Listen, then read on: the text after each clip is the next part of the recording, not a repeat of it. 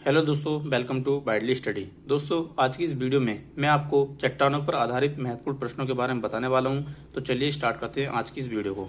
दोस्तों, यहाँ पर मैंने चट्टानों के प्रकार लिख रखे हैं। चट्टानें कितनी प्रकार की होती हैं? तो चट्टानें 3 प्रकार की होती हैं। कौन कौन सी होती हैं? अगण्य चट्टानें, जिन्हें प्राथमिक चट्टानों के नाम से भी जाना जाता है। अपसादी चट्टानें, जिन्हें परतदार चट्टानों के नाम से भी जाना जाता है। रूपांतरित चट्टानें, जिन्हें हम कायांतरित चट्टानों के नाम से भी जानते हैं। ठीक है दोस्तों, बात कर लें अगण्य चट्टानों का निर्माण कैसे होता है। तो अगण्य चट्टानों जो निर्माण है दोस्तों, वो ज्वालामुखी की क्रिया द्वारा होता है। ठीक है दोस्तों, अगण्य चट्टानों निर्माण जो होता है ज्वालामुखी क्रिया द्वारा होता है। ठीक है, इतना आपको ध्यान रखना है। बात कर लें यहाँ पर किन चट्टानों में कोई भी जीव जंतु या पशु पक्षी नहीं पाए जाते हैं। तो अगण्य चट्टानों में दोस्तों कोई भी जीव जंतु या पशु पक्षी नहीं पाए जाते हैं, क्योंकि जो इनका निर्माण होता है वो ज्वालामुखी क्रिया द्वारा होता है। इसलिए यहाँ पर किसी भी प्रकार का जीव जंतु या पशु पक्षी नहीं पाए जाते। ठीक है, बात करें संसार की मृत चट्टानें किन्हें कहा जाता है। तो अगण्य चट्टानों को ही संसार की मृत चट्टानें कहा जाता है, क्योंकि वहां पर कोई भी जीव जंतु नहीं पाया जाता ना, तो इसलिए अगण्य चट्टानों को मृत चट्टान नाम से भी जाना जाता है। ठीक है दोस्तों, बात करें यहाँ पर अपसादी या परतदार चट्टानों का निर्माण कैसे होता है।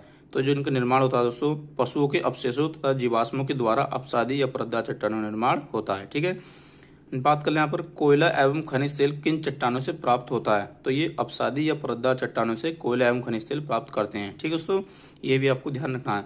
बात करें यहाँ पर ऊष्मा और दबाव के कारण किन चट्टानों का निर्माण होता है। तो ये रूपांतरित या कायांतरित चट्टानों का निर्माण होता है ऊष्मा और दबाव के कारण। ठीक है दोस्तों, बात कर लें संगमरमर किन चट्टानों से प्राप्त होता है। तो ये रूपांतरित या कायांतरित चट्टानों से ही संगमरमर प्राप्त किया जाता है। ठीक है दोस्तों, बात करें यहाँ पर भारत में सबसे अच्छा संगमरमर कहाँ पाया जाता है। तो ये मकराना राजस्थान, यानी कि राजस्थान का एक शहर है मकराना, वहाँ सबसे अच्छा संगमरमर पाया जाता है। तो ये आपको ध्यान रखना दोस्तों, ये बेहद ही इंपॉर्टेंट क्वेश्चन बता रहा हूँ मैं आपको, जो किसी भी परीक्षा के पॉइंट ऑफ व्यू से बहुत ही इंपॉर्टेंट है। बात करें यहाँ पर ग्रेनाइट किस का रूप है।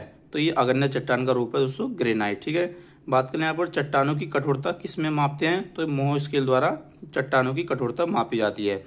बात करें यहाँ पर दोस्तों किन चट्टानों में रवे यानी क्रिस्टल्स पाए जाते हैं। तो ये अगण्य चट्टानों में रवे यानी क्रिस्टल्स पाए जाते हैं। ठीक है दोस्तों, भूगर्भ में विशाल आकार की गुंबदाकार अगण्य चट्टानों को किस नाम से जाना जाता है। तो ये बैथोलिथ के नाम से जाना जाता है। जो भूगर्भ के अंदर जो विशाल आकार की गुंबदाकार आकृति होती है अगण्य चट्टानों की, उसे बैथोलिथ कहा जाता है। ठीक है दोस्तों, तो ये आपको ध्यान रखना होगा। बलुआ पत्थर किस प्रकार की चट्टान है। तो ये अपसादी चट्टान है बलुआ पत्थर। ठीक है दोस्तों, मैंने यहाँ पर इनके अगण्य चट्टान, अपसादी चट्टान या रूपांतरित चट्टानों के एग्जाम्पल लिख दिए हैं, जो आपको बार बार किसी भी परीक्षा में देखने को मिल जाते हैं। तो मैंने ये एक साथ सभी को लिख दिया, जैसे कि साइनाइट, ग्रेनाइट, बिटुमिन्स कोयला, बेसाल्ट, डायोराइट, पेगमाटाइट। तो ये सब किसके उदाहरण दोस्तों, अगण्य चट्टानों का। अगर ये जहां भी मिले वहां पर आप अगण्य चट्टानों को टिक कर देना। ठीक है दोस्तों, बात करें यहाँ पर अपसादी या परतदार चट्टानों के, तो चूना पत्थर, सैल, लिग्नाइट कोयला, बलुआ पत्थर, संपिंड कोयला, ये सब किसके उदाहरण हैं दोस्तों, अपसादी या परतदार चट्टानों के। ठीक है, बात करें यहाँ पर रूपांतरित या कायांतरित चट्टान, gneiss, schist, slate, amphibolite, quartzite, संगमरमर, ग्रेफाइट और हीरा। दोस्तों यहाँ पर ग्रेफाइट है और ये है ग्रेनाइट। ठीक है दोस्तों, इसका भी अंतर मैं आगे आपको बताऊंगा। तो आपको ये सब एग्जाम्पल ध्यान रखने हैं कि कौन कौन सी चट्टानों के कौन कौन से एग्जाम्पल होते हैं। यहाँ पर ज्यादातर दोस्तों ये एग्जाम्पल ही पूछ लिए जाते हैं एग्जाम की परीक्षाओं में। ठीक है, बात कर लें यहाँ पर रूपांतरण इनका किस में होता है। तो ग्रेनाइट का रूपांतरण किस में होता है ये आपको बताना है। तो इसका जो ग्रेनाइट जो होता है, इसका जो रूपांतरण होता है दोस्तों, वो नीस या नाइस में होता है, ये आपको ध्यान रखना है। बेसाल्ट का रूपांतरण किस में होता है। तो ये ग्रेवो में होता है बेसाल्ट का रूपांतरण। बलुआ पत्थर का रूपांतरण किस में होता है। तो ये क्वार्टजाइट में होता है। ठीक है दोस्तों, बात करें यहाँ पर चूना पत्थर का रूपांतरण किस में होता है। तो ये संगमरमर में होता है चूने पत्थर का रूपांतरण। बात करें यहाँ पर कोयले का रूपांतरण किस में होता है दोस्तों, तो ये ग्रेफाइट में होता है कोयले का रूपांतरण। और बात कर लें ग्रेफाइट का रूपांतरण किस में होता है, तो वो होता है हीरे में। ठीक है दोस्तों, तो इतना सब आपको ध्यान रखना है। ये रूपांतरण ही सबसे ज्यादा पूछा जाता है कि ग्रेनाइट का रूपांतरण कहाँ होता है, ये बलुआ पत्थर का रूपांतरण किस में होता है। तो ये सब आपको ध्यान रखना है दोस्तों। बात कर लें यहाँ पर नीचे बेसाल्ट के रूपांतरण के फलस्वरूप किस चट्टान का निर्माण होता है। तो ये एम्फीबोलाइट चट्टान का निर्माण होता है बेसाल्ट के रूपांतरण के स्वरूप। ठीक है दोस्तों, बात करें यहाँ पर मृदा और सैल खंडों के नीचे खिसकने की घटना को क्या कहा जाता है। तो ये कहते हैं भूस्खलन। ठीक है दोस्तों, ये आपको ध्यान रखना है, भूस्खलन कहते हैं मृदा और सैल खंडों के नीचे खिसकने की घटना को। बात करें यहाँ पर रेगिस्तानी क्षेत्रों में मशरूम चट्टान का निर्माण किसका उदाहरण है। तो यह अपरदन का उदाहरण। ठीक है दोस्तों, अपरदन का उदाहरण है बात करें यहाँ पर बलुआ पत्थर किस प्रकार की चट्टान है, तो मैंने आपको ऊपर बताया कि बलुआ पत्थर किस प्रकार की चट्टान है, अपसादी परतदार चट्टान। ठीक है दोस्तों। और यहाँ पर जो सबसे ज्यादा कंफ्यूजन होता है, ग्रेनाइट क्या है दोस्तों, ये ग्रेनाइट जो है एक अग्न्य चट्टान है, और बात करें जो ग्रेफाइट है वो है कार्बन का एक अपर रूप। ठीक है दोस्तों। जो ग्रेफाइट है वो कार्बन का अपर रूप है, और जबकि ग्रेनाइट की बात करें तो ये अग्न्य चट्टान है। और जो ग्रेफाइट जो है दोस्तों वो ये रूपांतरित या कायांतित चट्टान है, तो ये आपको ध्यान रखना होगा।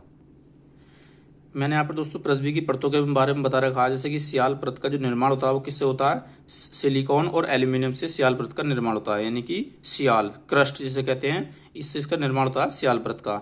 बात करें यहाँ पर सीमा परत का निर्माण किससे होता है, तो सिलिकॉन और मैग्नीशियम से सीमा परत का निर्माण होता है, जिसे कहते हैं मेंटल यानी कि सीमा।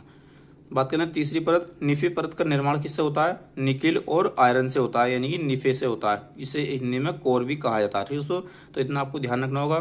बात करें यहाँ पर पृथ्वी की तीनों परतों का अध्ययन किसने किया था, तो ये स्वेस महोदय नामक एक वैज्ञानिक थे, इन्होंने पृथ्वी की तीनों परतों का अध्ययन किया था सबसे पहले।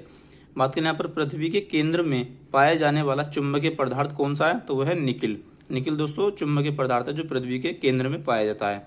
ठीक है। बात करें धरातल के सर्वाधिक भाग पर किस चट्टान का विस्तार पाया जाता है, तो यह है अपसादी चट्टान। अपसादी चट्टान का विस्तार पाया जाता है सबसे ज्यादा, कितना, 75% के समथिंग। ठीक है दोस्तों।